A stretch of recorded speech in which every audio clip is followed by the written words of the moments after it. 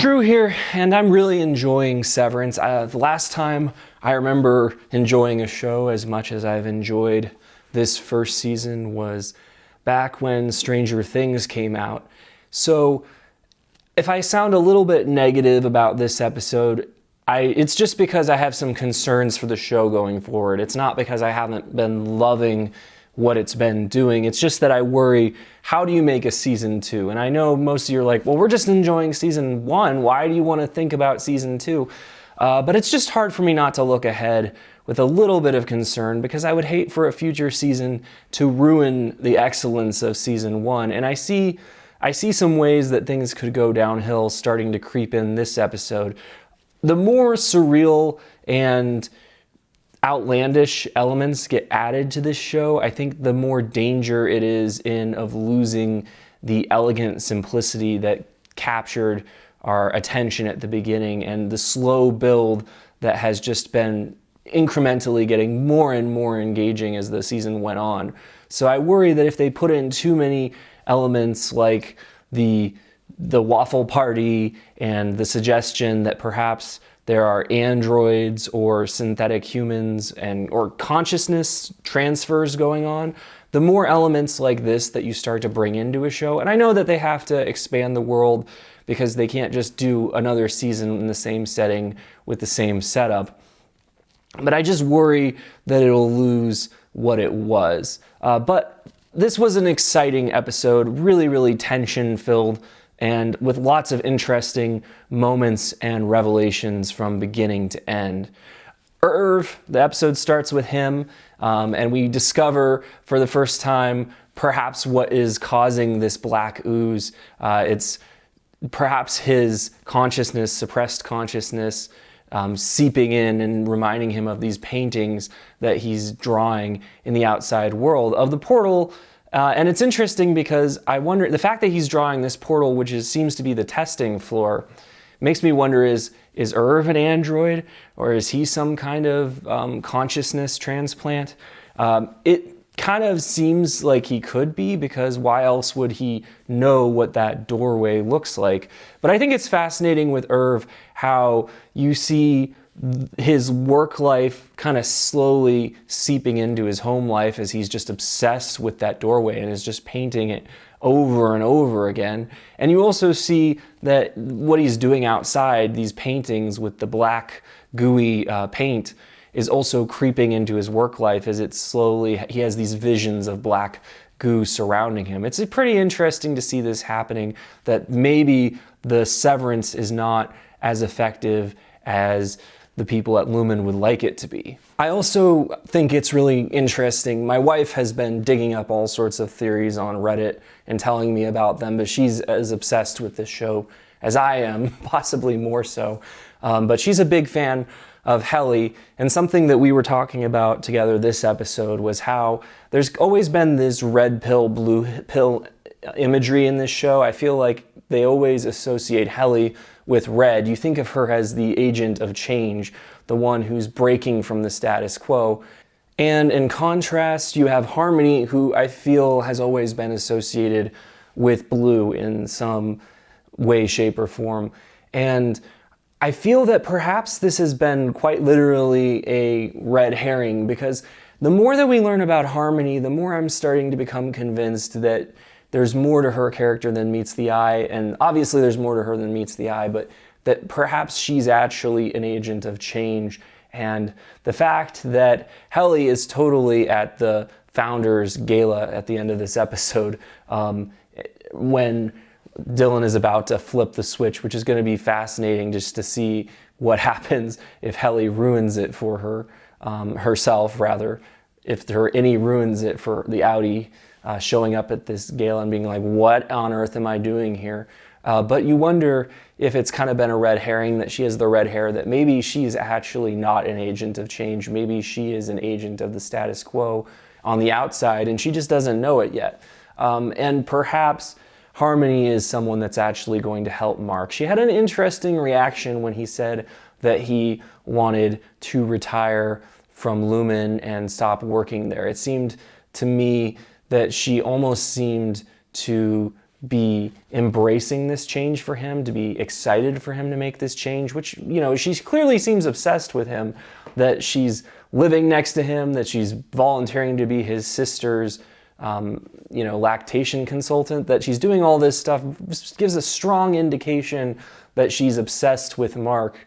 And why exactly remains to be seen, but it seems to me that she might actually care about him. Honestly though, I started off this review in a negative fashion, but this episode was riveting. The tension was just masterful, the way that it builds up over the episode, and the subtlety of the performances, particularly from Adam Scott, the moment when he's having the conversation with Helly leading up to Dylan sneaking in to flip the switch for them.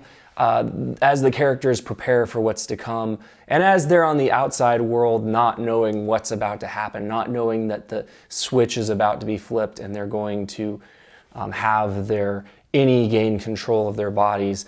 The tension was just masterful, and I wasn't actually prepared for the episode to end with Dylan flipping the switch. I thought that we would get to see what came next, but it's a brilliant cliffhanger, and the setup is perfect with Mark and Harmony hugging. He's gonna be pretty shocked when his innie comes up to the surface to realize how Harmony has invaded his life on the outside. And Helly seemingly at this gala, discovering that perhaps she has some association with the founders, that perhaps she is one of them. And of course, Irving as well. So this is going to be a really interesting payoff, and I hope they have some unexpected delights for us. I would expect them to, given the quality of the writing so far. I guess we have to talk about Dylan's waffle party. I don't know what to say about it. It was not my favorite part of this episode. It was very, very surreal, and I don't mind surrealism, but I have to be honest and say I'm kind of enjoying this show the more it stays grounded and the less surreal it gets. I get that they were kind of going for the element of this is the only way that Dylan is going to get laid, since his outie is the only one who gets to have a life outside the office. And there were elements of clearly, I think, the religion, pseudo-religion, the cultish, the cult of personality, the cultish aspects of Lumen in this, and obviously some symbolic meaning with the 4 temperaments being represented by the 4 paper mache masks that these individuals had, and having him wear the mask of the founder, and the whip with the different, is it the different attributes written on it? I forget what those are. But nonetheless, I just found this a little too far into the weird, surreal territory. And I would have been okay with them not including this moment, because I think it kind of diluted the tension a little bit, because it was right at the climax of the episode where they build up to this moment where Dylan is going to turn the machine and let the people, the innies, take over the consciousness of the outies. So I was ready for that moment, and then to have this weird, surreal thing happen, it kind of took me out of the tension of the moment for a little bit. I loved the scene where they were talking about the book that has been inspirational to Mark and to Dylan. It was laugh out loud funny for me when he was reading his brother-in-law's book at certain points, because it's exactly the kind of pretentious, overwritten purple prose that bad writers put out there and just filled with hackneyed cliches. But the fact that it is something that can be inspirational to this group of people, because they don't, this show could kind of be viewed as an extended The Cave allegory, like they're kind of just visualizing what it would be like to have no knowledge of the outside world, no knowledge, and you're only seeing things, kind of a reflection of the outside world. So to have this book be so inspirational to them is really fascinating. And the way that, you see Irv, who has kind of embraced the religion inside Lumen, kind of embraced these policies that they've used, kind of intended to be, I suppose, commentary on how people use religion to placate the masses, or how people view that as how it is used to cement their authority. To see Irv, just finally ready to burn the whole place down and not feeling inspired by it anymore, I thought that was really interesting. But of course, a big question this episode is what's going on with Miss Casey? Last week's revelation that she appears to be Mark's wife.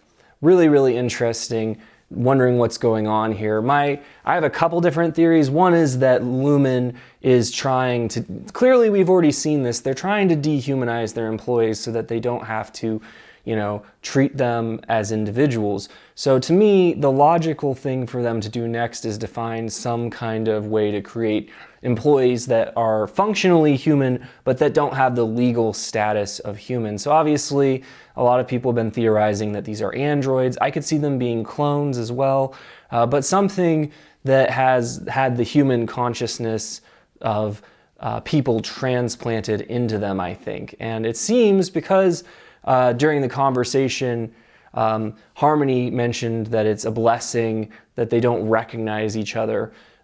So to me, that means that Miss Casey must have some of Mark's wife's memories, even if she isn't actually Mark's wife.